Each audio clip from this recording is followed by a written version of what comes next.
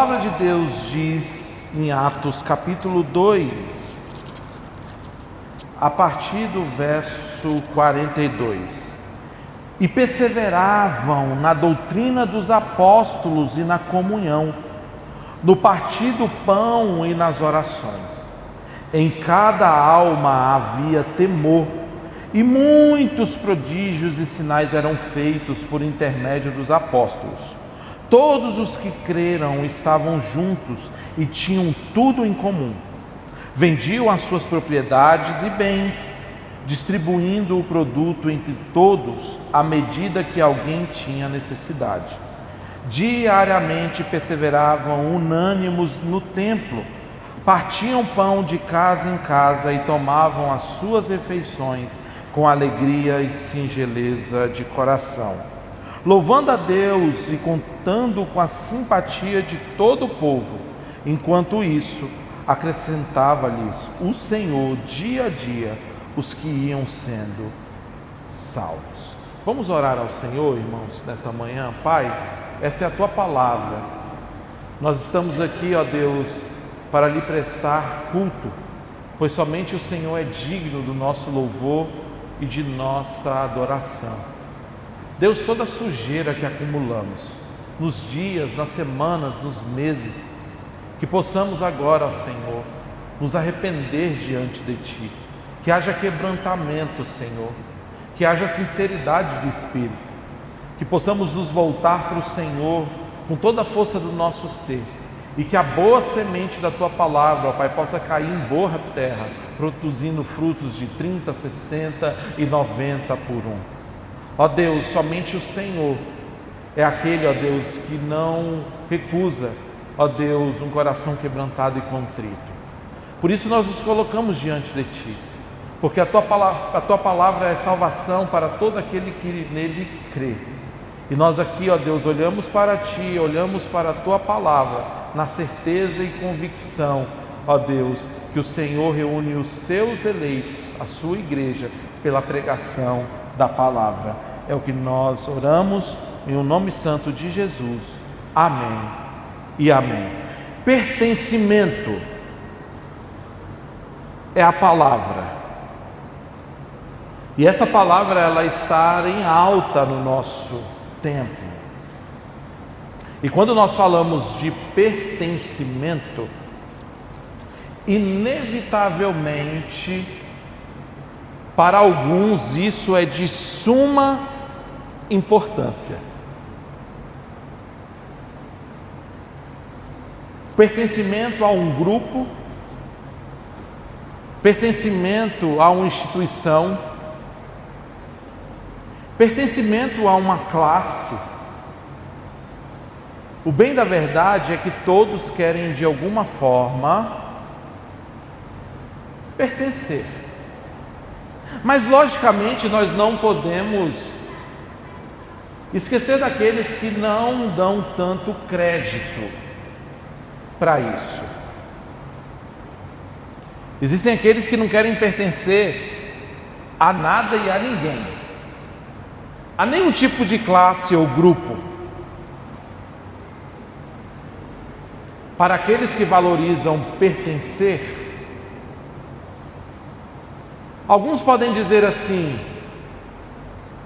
eu sou militar, e essa frase é bastante comum, eu escuto muito ela. Quem você é? Não, eu sou militar. O que essa pessoa está querendo dizer com isso? Eu pertenço a uma classe, ou o meu trabalho é voltado ao militarismo. O bem da verdade é que tanto para aqueles que valorizam pertencer, tanto para aqueles que não, inevitavelmente você irá pertencer a algo. Existem pais aqui, existem mães, existem filhos. Pois bem, se você é um pai, você pertence ao núcleo dos pais. Se você é mãe, assim consequentemente. Se você é filho, inevitavelmente. Então, tanto para aqueles que valorizam pertencer, e tanto para aqueles que não, pertencer a algo será inevitável. Bom, e eu quero fechar esse pensamento, eu posso dizer que até uma tese, ainda que pequenininha, que eu quero defender.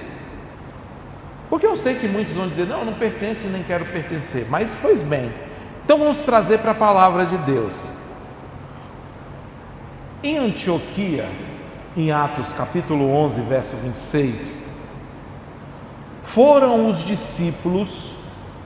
Você é discípulo de Jesus? Ou você não quer pertencer a isso também? Em Antioquia foram os discípulos de Jesus chamados pela primeira vez de cristãos.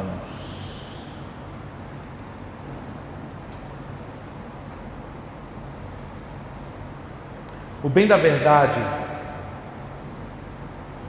é que ao pertencer, querendo ou não querendo, existe um modo de vida aprazível e aceitável. Se você é mãe, e assim você é destacado, existe um modo de vida e aceitável na criação e nessa camada que você está inserida.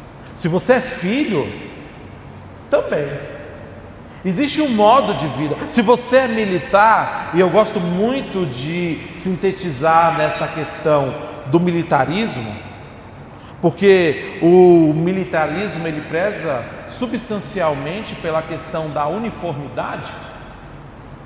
Existe um modo aceitável e aprazível de viver.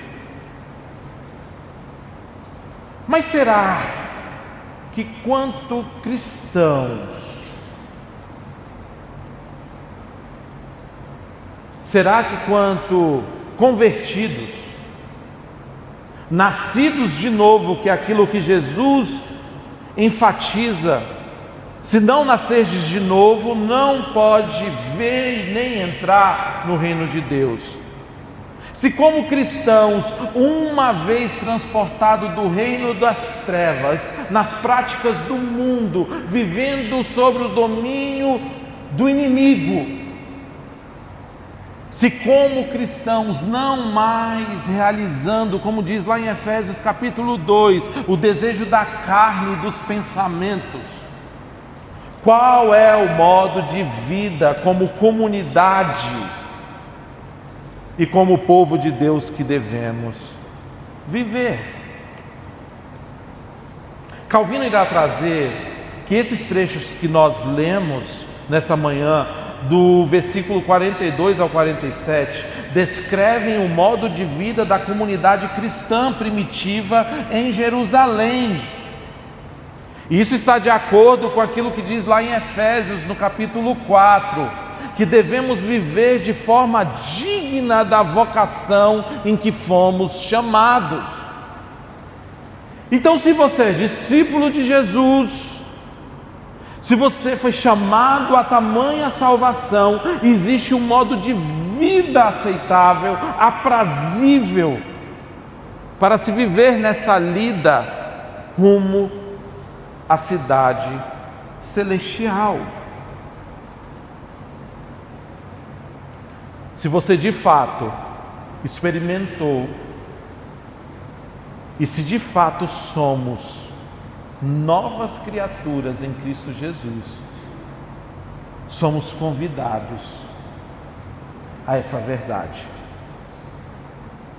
O modo de vida da comunidade cristã primitiva em Jerusalém, sua dedicação ao ensino apostólico, a comunhão, o partir do pão, as orações, os sinais e maravilhas feitos pelos apóstolos, a vida comum de bens e o crescimento descrevem o modo de vida dessa comunidade primitiva em Jerusalém.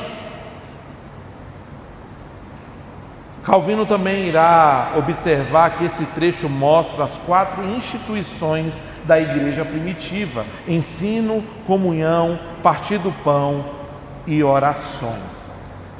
Pois bem, à guisa de introdução, eu peço que você acompanhe comigo o verso 42 na sua Bíblia, por gentileza.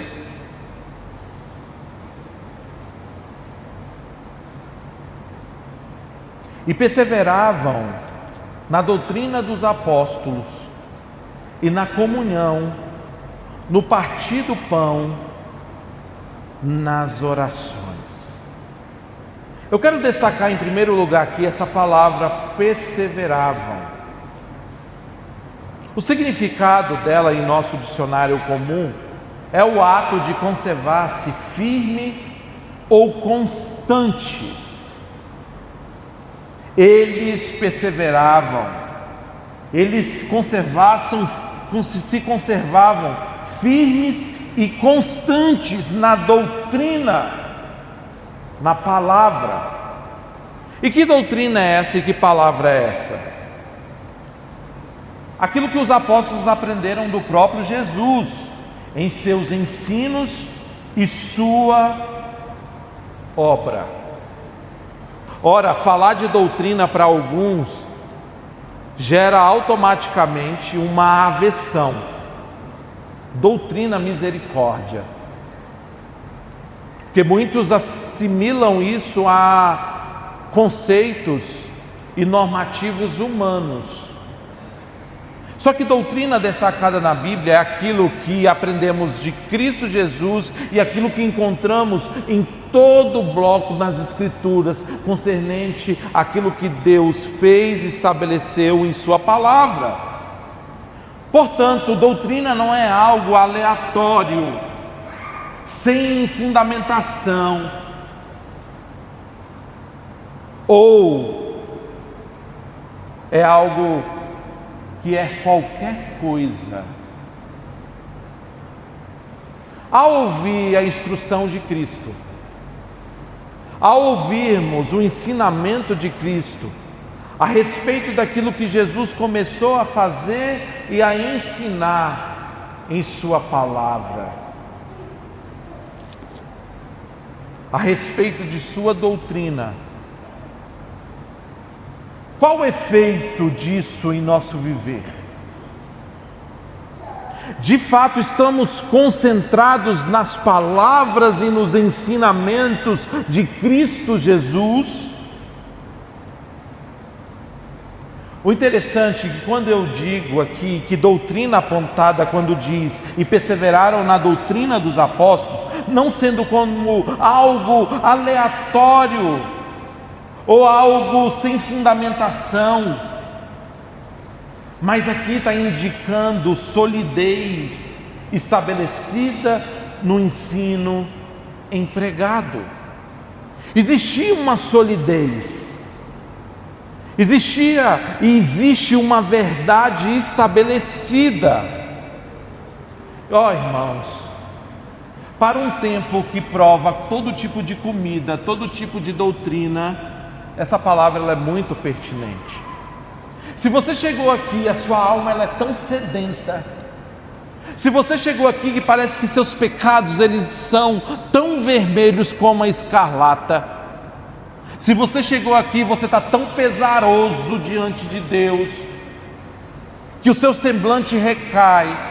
Deixa eu te dizer uma coisa, existe uma doutrina estabelecida em Cristo Jesus, o autor e consumador da fé, aquele que perdoa pecados, aquele que conduz homens a arrependimento. E aqui eu quero dizer que existe uma solidez estabelecida nessa doutrina e no ensino empregado dos apóstolos, diante daquilo que eles receberam de Jesus. Quando diz assim, perseveraram na doutrina dos apóstolos, eu me lembro de Paulo, que fora instruído aos pés de Gamaliel. Nós conhecemos, e para aqueles que são mais entendidos da Bíblia, vai saber que Gamaliel é oriundo daquela escola chamada Escola Rabínica de Hillel. Então, quando é apontado aqui que eles estavam fundamentados e perseveraram na doutrina dos apóstolos, está trazendo uma doutrina muito bem estabelecida daquilo que eles receberam de Cristo Jesus. Aí eu te pergunto nessa manhã, alma sedenta, que tem fome e sede, qual foi o tipo de doutrina que você se segurou? Você quer matar a fome e a sede da sua alma? Os ensinamentos de Cristo, aquele que é conhecido como tem as palavras de vida eterna, é aquele que pode dar descanso ao mais vil e sedento pecador. Existe algo estabelecido, um ensino empregado. Hoje se aceita, em Efésios no capítulo 4 também irá dizer, se aceita todo vento de doutrina.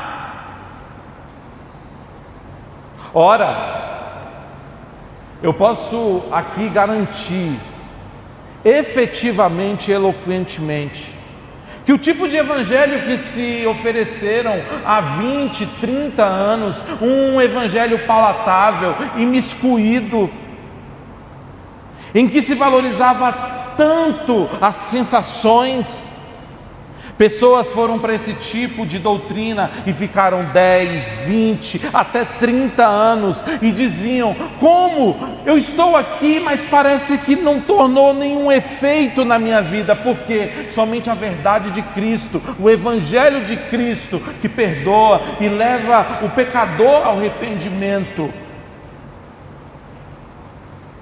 Pessoas certamente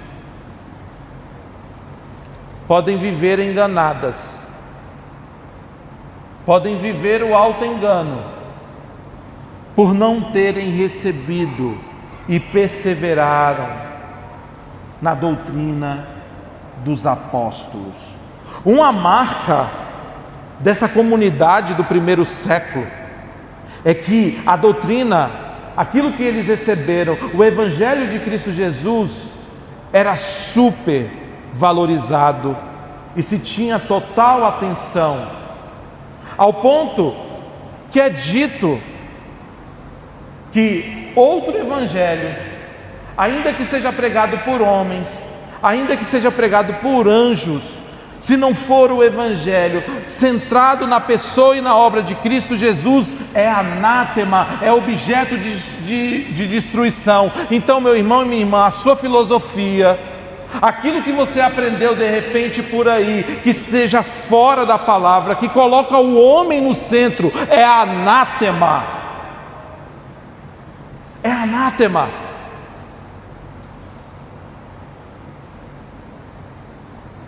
O ensino dos apóstolos, Calvino irá comentar que os novos discípulos não apenas se posicionaram na fé, mas se davam continuamente ao ensino apostólico. Eles estavam expostos a essa doutrina continuamente. Isto é, a palavra de Deus transmitida pelos apóstolos. Ele também irá destacar que ouvir e praticar o ensino são coisas inseparáveis.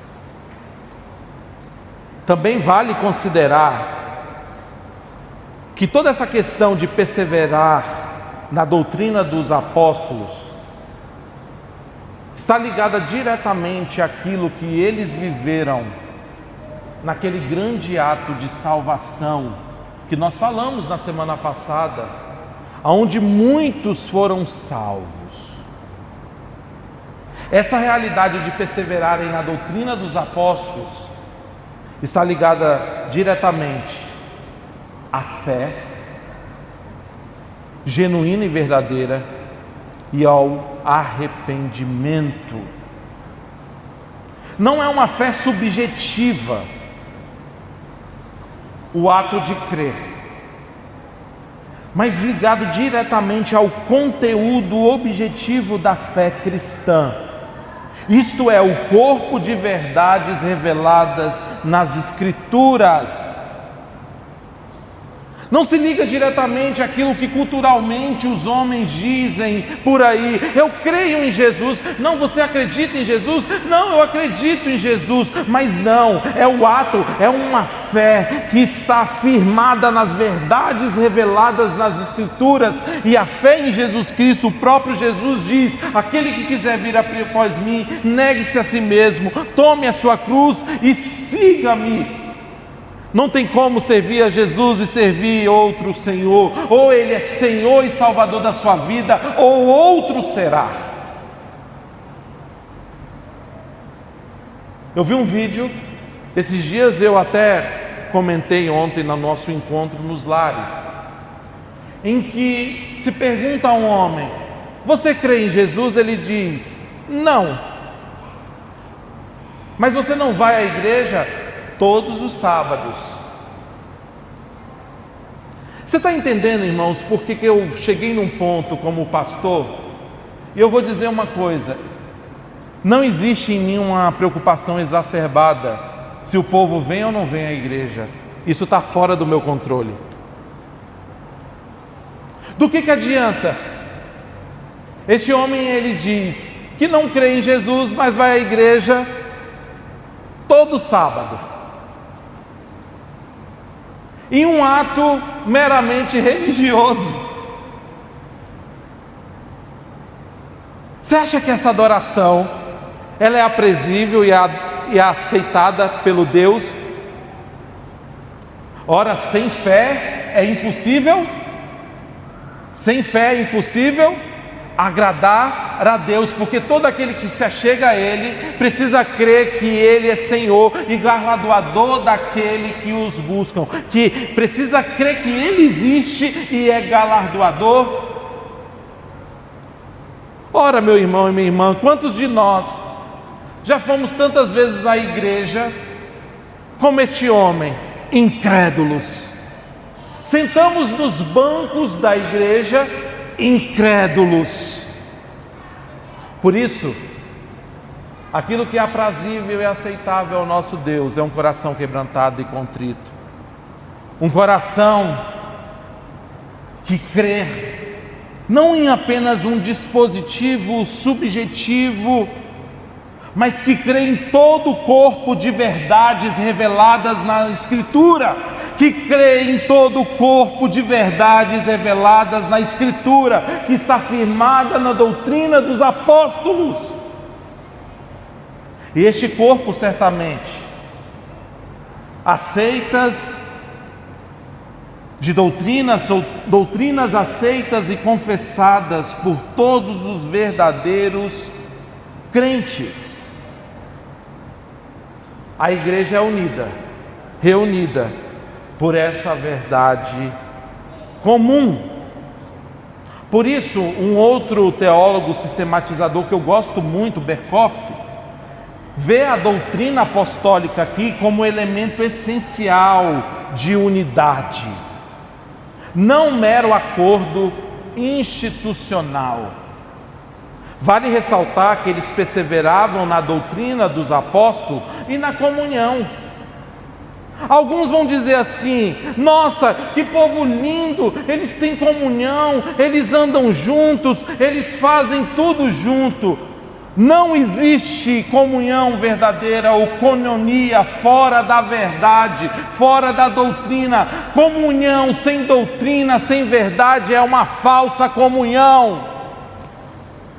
Por isso que nos cultos, irmãos, nós professamos a nossa fé de forma clara e pública. Nós cremos nisso. As Escrituras dizem isso. Não é apenas o fato de crer ou não crer. A Bíblia diz o quê? Que os diabos lá em Tiago, os demônios lá em Tiago, eles creem e tremem.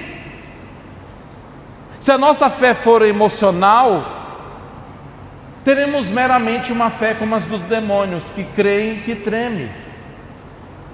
Mas aqui substancialmente, crendo na doutrina, nas verdades reveladas na Escritura, em todo esse arcabouço doutrinário que diz a respeito de Cristo, de sua obra, verdadeiramente viveremos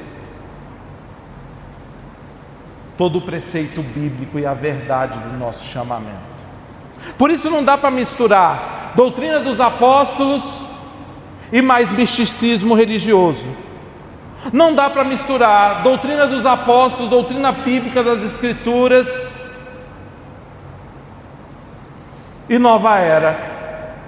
Não dá para misturar doutrina dos apóstolos, Escritura, palavra de Deus e elementos judaizantes. Não dá para misturar doutrina dos apóstolos, centralidade nas Escrituras e teologia da prosperidade que é centrada no homem, que é idólatra. Não dá.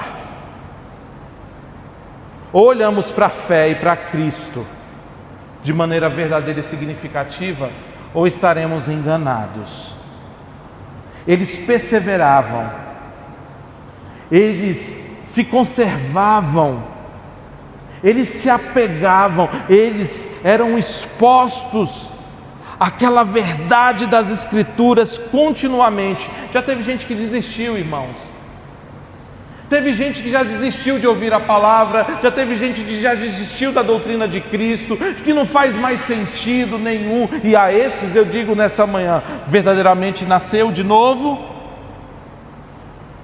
que não faz mais sentido, não tem mais gosto de se expor às Escrituras, não tem mais gosto de se expor ao Evangelho, não crê mais, no fundo, não tem mais nenhum tipo de veracidade quanto aos elementos essenciais revelados nas Escrituras, não professa uma fé digna e aceitável, já declinou. Ouvir um sermão, ouvir uma palavra, é a mesma coisa de uma tortura. Mas diante e naquele grande dia, em que nos apresentaremos diante do tribunal, essa palavra que em muitos são chamados à salvação e à vida eterna, para outros não terá como dizer: eu não tive a oportunidade de ouvir. Como aquilo que acontece entre o homem rico e Lázaro: ouça os profetas, ouça a mensagem.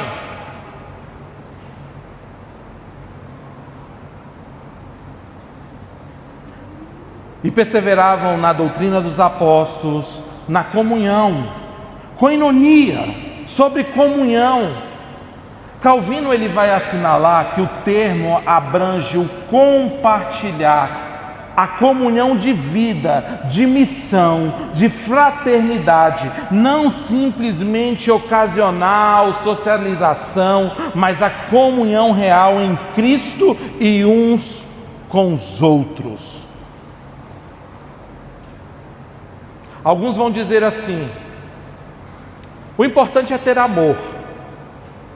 Quem já ouviu isso? Ecumenismo. Vamos juntar todo mundo aqui, e o importante, vamos brigar não. A gente não pode nem, porque a gente precisa amar. É o amor ou a comunhão em detrimento da verdade. Será que isso é comunhão verdadeira? Aqui, o texto deixa claro que essa comunhão ela está alicerçada sobre a base da verdade revelada nas Escrituras. Você pode ter o grupo que for, meu irmão. Eu vou te dizer, existem grupos dessa porta para fora que muitas vezes são até mais unidos do que a própria igreja. Mas o fato de não estarem ancorados na verdade das Escrituras os tornam anátema, objeto de destruição.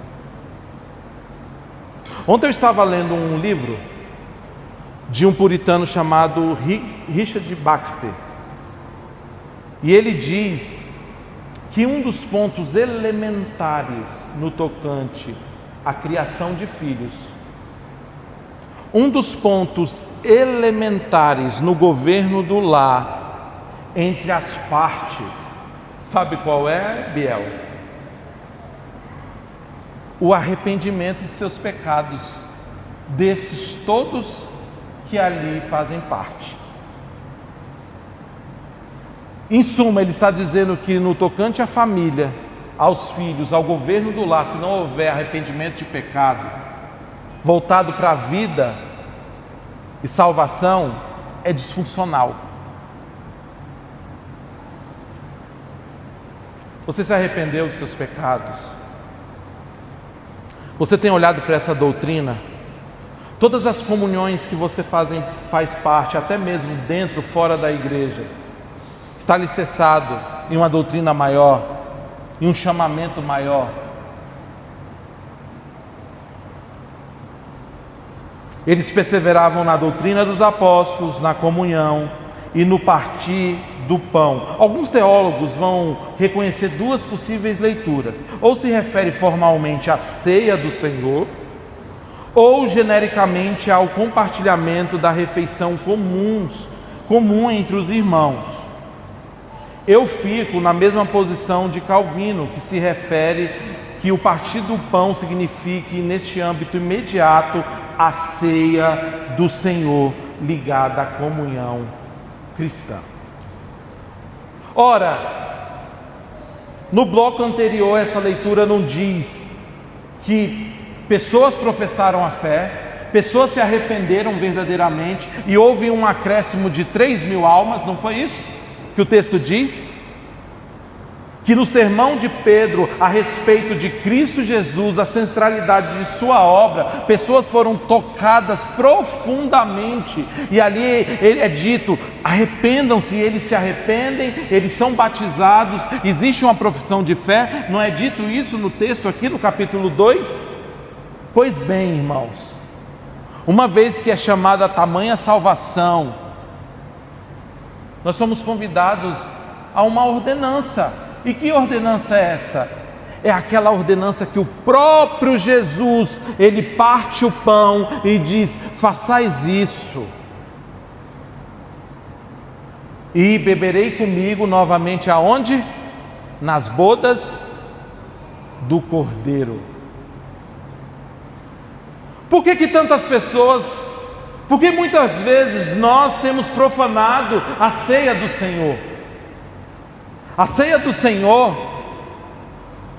nós relembramos o sacrifício vicário de Cristo Jesus na cruz, aquela obra que nos salva, que nos redime, o sangue derramado, e que nós devemos vivenciar isso aqui nessa terra, porque um dia iremos vivenciar no céu, nas bodas do Cordeiro. Como é que eu vou chegar um dia nos céus de glória, participar das bodas do Cordeiro, se eu negligenciei e se eu ultrajei a ceia do Senhor nesta vida?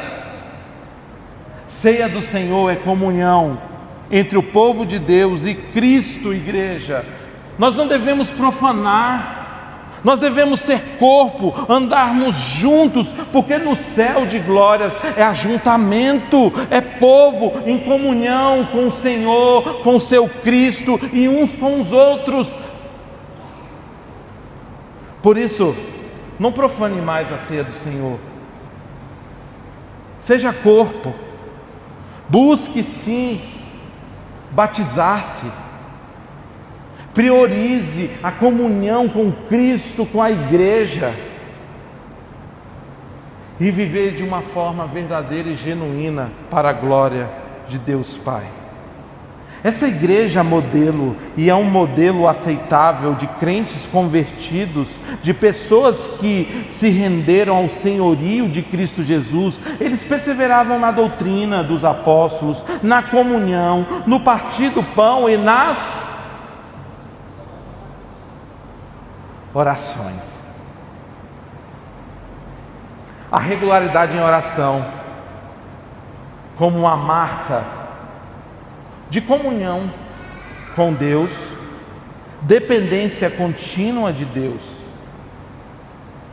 tanto individualmente quanto comunitariamente. Qual foi a última vez que você orou com seus irmãos na igreja? Eu quero trazer aqui com muito amor e carinho, amada igreja. Sabe por quê? Nós olhamos para Atos dos Apóstolos, pastor Luciano. A igreja estava junto orando em determinados momentos.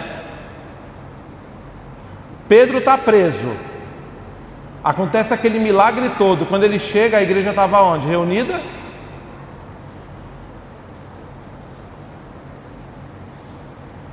Aqui, Calvino ele vai dizer isso, que tanto de forma individual quanto de forma comunitária.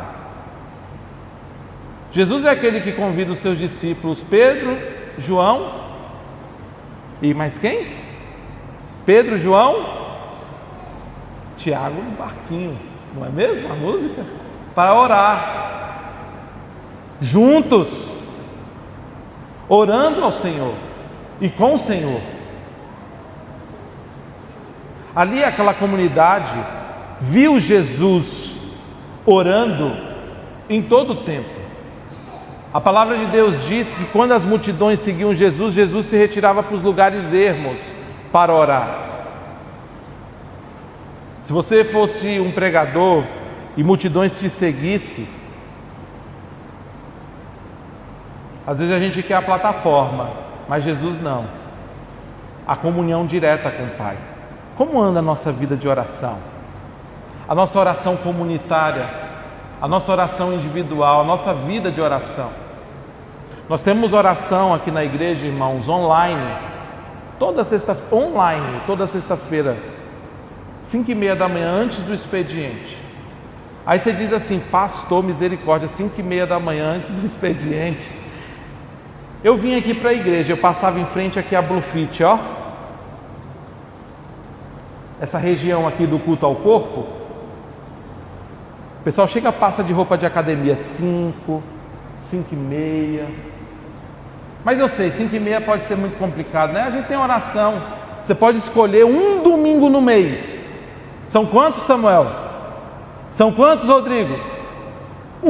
A gente tem 3, você escolhe um no mês, para orar com os irmãos. Ô irmão,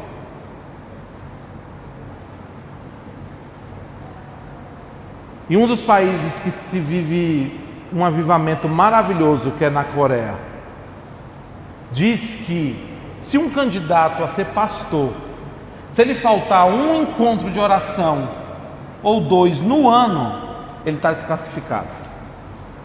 Ele não serve para o ministério. As igrejas na Coreia, elas têm como tradição orar 5 horas, né, Lênin? 5 horas. Oi? 5 horas da manhã, todos os dias. Queridos, nós estamos olhando aqui para fundamentos como o próprio Calvino irá trazer. São 4 instituições de pessoas que se tornaram novas criaturas. Sabe aquele texto? Novas criaturas, coisas velhas se passaram, eis que tudo se fez novo. Sabe aquele texto que fala do novo nascimento, da conversão? Sabe aquele texto de pessoas regeneradas, que não vivem mais de acordo com a regra do mundo e da carne e dos pensamentos? São essas pessoas aqui. Isso faz sentido para você?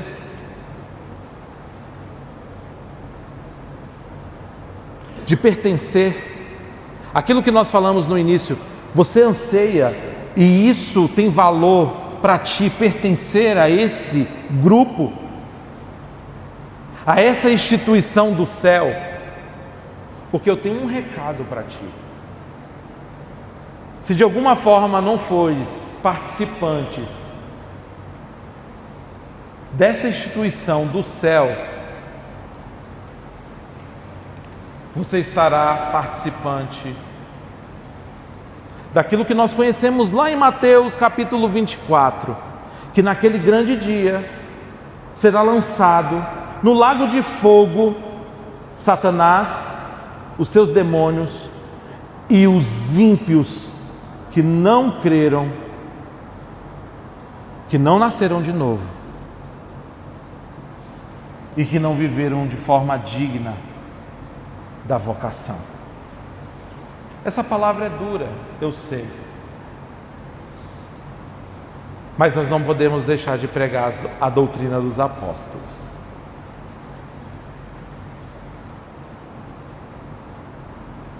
Pois bem, por gentileza me acompanhe na sua Bíblia.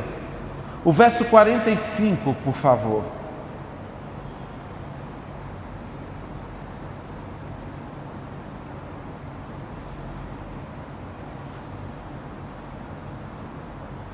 Vendiam as suas propriedades e bens, distribuindo o produto entre todos à medida que alguém tinha necessidade. Nós temos aqui uma atenção especial ao problema da comunhão de bens. Pronto, pastor, agora doutrina dos apóstolos, comunhão, orações, e agora eu tenho que sair distribuindo e essa partilha de bem. Eu gosto muito dessa reflexão que o próprio Calvino traz, que ele diz assim: existem dois pontos ou dois erros que deve se evitar. Aqui nós não temos a negação da propriedade privada, é o primeiro ponto. Preste atenção nisso, irmãos. Dois erros que devem se evitar: a negação da propriedade privada e o individualismo egoísta que impede o compartilhamento. Aquilo que Biel trouxe aqui, eles se doavam o que, Biel? Generosamente, não é mesmo? E isso não está tirando de nenhuma forma ou negando a questão da propriedade privada com essa afirmativa. Os cristãos não eram obrigados por lei a entregar tudo para a comunidade, mas que deveria haver uma generosidade espontânea, movida pelo Espírito, não por compulsão, mas por amor. Por isso que é dito que eles tiveram tudo em comum.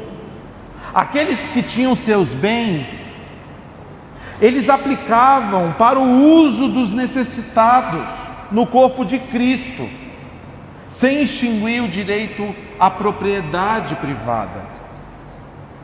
Essa era a virtude da caridade cristã.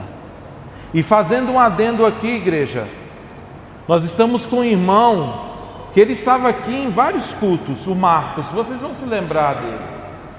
Ele estava em situação de rua e drogadição, e hoje, para a glória de Jesus, ele está lá na Missão Vida. No primeiro domingo do mês passado, nós fomos visitar e nós levamos provisões. E ontem o Rodrigo, nosso diácono, me lembrou, disse assim: pastor, essa é a oportunidade de exercermos de forma maravilhosa a generosidade da igreja. Então lembre-se, domingo que vem é uma oportunidade linda de vivermos isso e compartilharmos de provisão para aqueles irmãos que estão lá. Eles carecem, irmãos. Seja generoso em nome do Senhor Jesus. Seja generoso para a glória de Deus, não com pesar, mas você pode compartilhar daquilo que Deus tem te conferido, ajudando os irmãos na fé.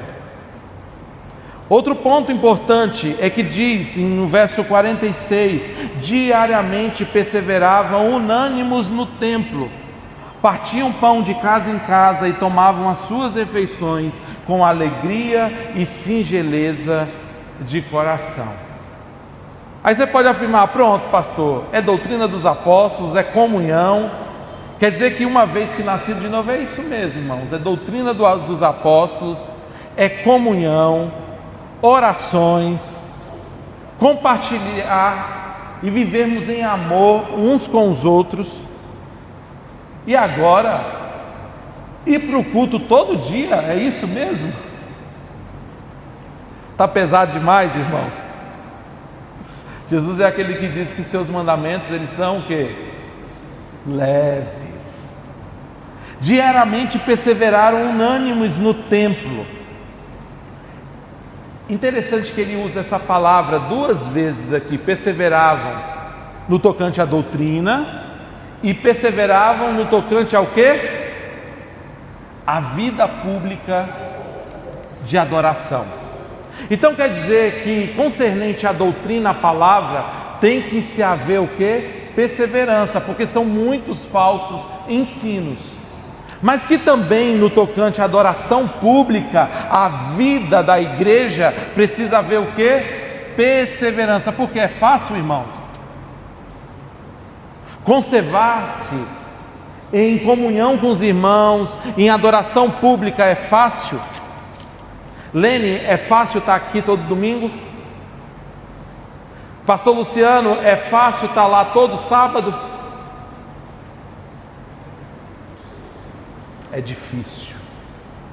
Só que a palavra aqui é perseverar. Vai aparecer um monte de coisa. E aparece. Não aparece, André? Aparece um monte de coisa. Para esse ajuntamento,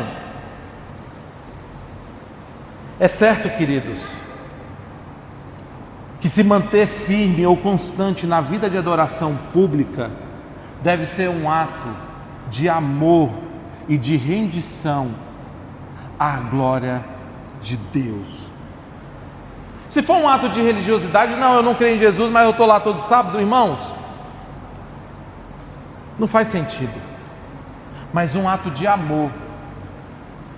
Quando colocamos aquela roupa para estarmos e virmos à igreja, para o culto solene, existe aquela alegria em nosso ser de cultuarmos com os nossos irmãos, sabendo que perseverando nisso, nessa vida, um dia estaremos cultuando e adorando o Senhor eternamente nos céus de glória. Isso faz algum sentido para você?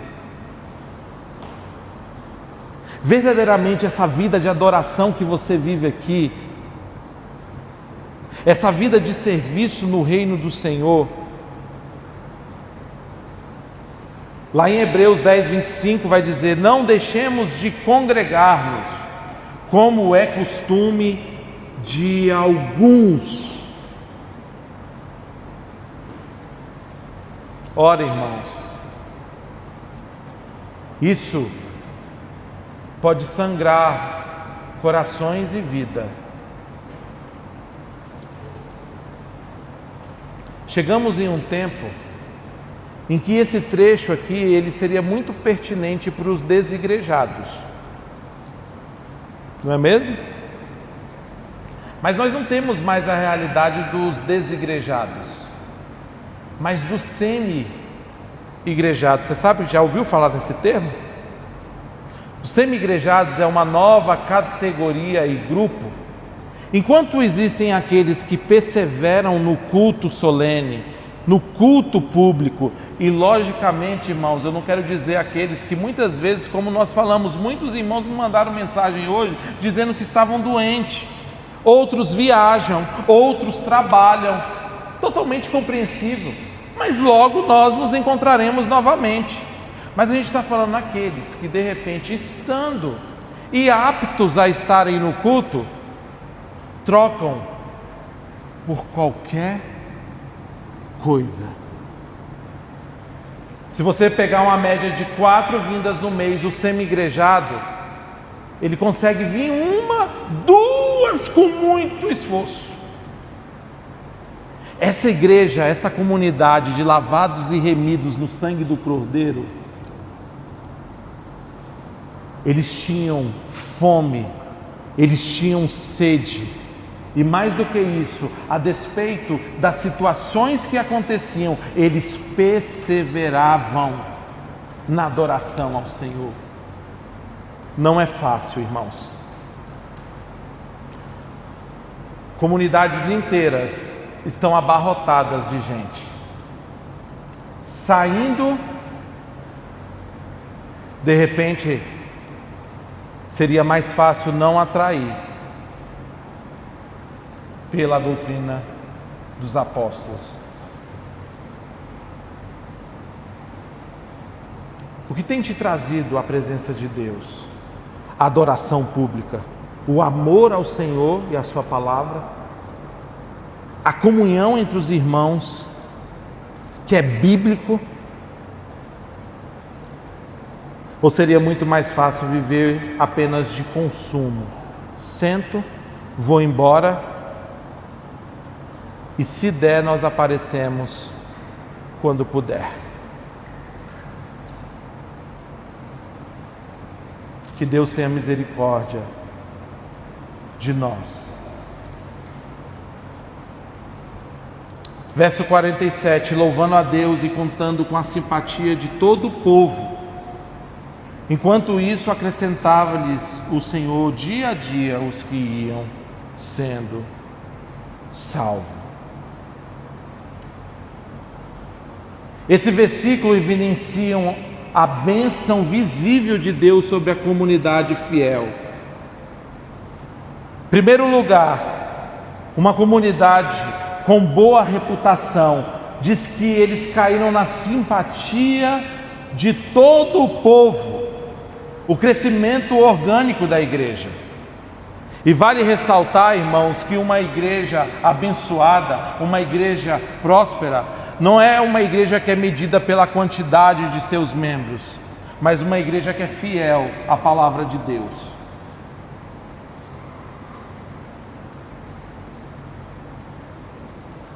Alguns vão dizer, a missão da igreja é fazer a obra social. A missão da igreja, e visto aqui, é de alguma forma transformar o mundo. Ficou muito conhecido o termo Mission Day, que é o dia da missão, com esse entendimento de que a igreja tem a responsabilidade de transformar o mundo. Mas preste bem atenção no texto, o que diz. Diz que esse povo, essa comunidade, o que eles faziam? O que eles faziam, irmãos? Louvava a Deus. Sabe qual é a missão geral da igreja?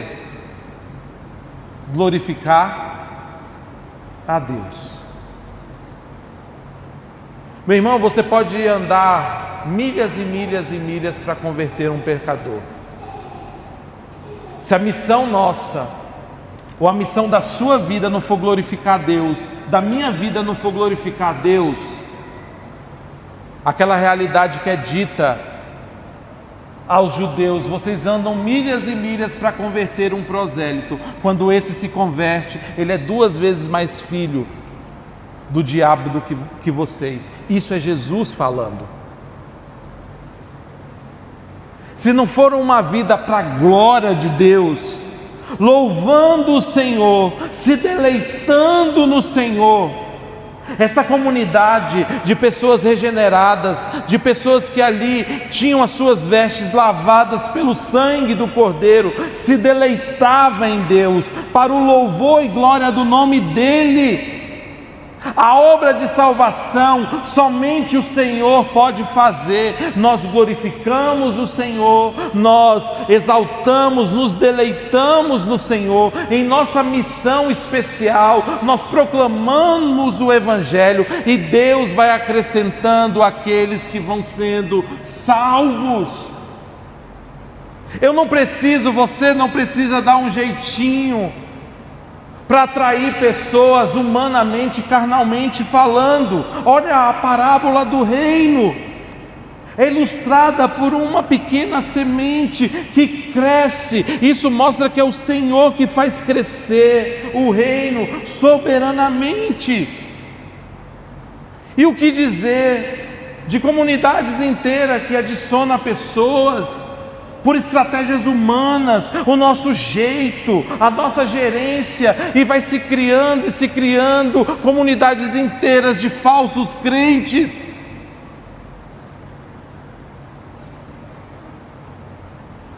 A verdade é que Deus nos chama, a igreja, ao arrependimento e fé. A verdade é que a misericórdia, ela é proclamada. Eu não sei a que tipo de grupo você pertence. De repente você está aqui nessa manhã, você é militar. De repente você está aqui nessa manhã, você é mãe, você é pai, você é filho. Mas o que importa é, você verdadeiramente nasceu de novo? Você verdadeiramente é um cristão ávido, que vive os preceitos da doutrina bíblica? Ou tem enganado a si mesmo? Ou irá sair por aquelas portas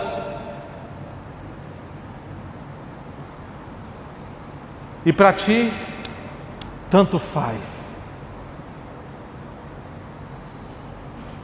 Cristo é aquele que perdoa os seus pecados. Cristo é aquele que te chama para uma linda vocação de ser igreja, de ser povo, eleitos e redimidos para a glória do nome dEle. Que possamos nesta manhã olhar para Cristo Jesus, que você possa fazer um exame do seu coração, correr para Cristo Jesus, o autor e consumador da fé, e não abrir mão do seu lugar ao corpo, não abrir mão do seu lugar à igreja, porque da mesma forma que estamos vivendo aqui hoje, um dia estaremos para sempre com nosso Senhor e maravilhoso e glorioso Deus e Pai. Amém? Feche seus olhos, curve sua cabeça. Eu quero te dar pelo menos 1 minuto para que você possa fazer um exame. Em que lugar a sua vida está alicerçada ou ancorada?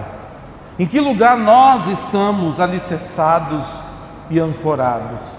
A que grupo pertencemos? Somos verdadeiramente cristãos?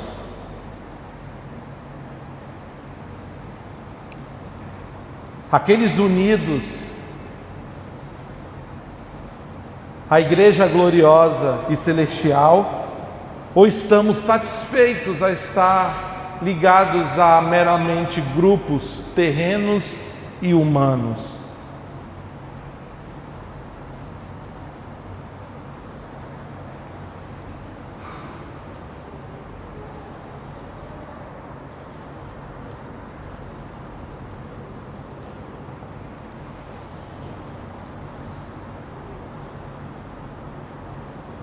Pai, Tu és o Deus santo e poderoso, aquele Deus que nós glorificamos, que é único e verdadeiro, que nos chamou e nos chama a tamanha salvação. O Senhor é aquele que perdoa os nossos pecados e que podemos nos achegar com ousadia ao trono da graça. Tu és misericordioso. E nós nos achegamos a Ti confiando nessa misericórdia. A minha oração, Senhor, é que sejamos e que vivamos de forma digna dessa vocação. Vivendo, ó Pai, estabelecidos naquilo que o Senhor requer de nós. Nós sabemos que por força do nosso braço nós não conseguiremos, por nós mesmos, mas gera, Senhor, em nós o arrependimento, gera em nós, ó Deus, a vida, ao ponto que possamos amar o Senhor de tal forma, que não negociemos, ó Deus, o nosso lugar ao corpo, a viver, ó Deus, apegados à Sua doutrina, aos Seus ensinamentos, em comunhão com os nossos irmãos, em oração, vivendo, ó Deus, uns com os outros, juntos uns com os outros, ó Deus. Dar-nos, ó Pai, essa capacidade, nos habilita no Senhor. Se por acaso há alguém no nosso meio aqui nesta manhã, Senhor, que tem vivido de uma maneira tão deficiente a fé, ó Senhor, gere em nós arrependimento. Não deixe, ó Pai, que vivamos imprudentemente, Senhor, porque o que há mais de importante nesta vida é servir o Senhor, é estar em Tua presença. Não existe nada e ninguém mais importante que o Senhor. Gera este amor, ó Deus, inabalável. E que possamos ter o Senhor, a Tua obra, o Teu reino, como preciosidade em nossas vidas. É o que nós te pedimos, no nome santo do Senhor Jesus. Amém e amém.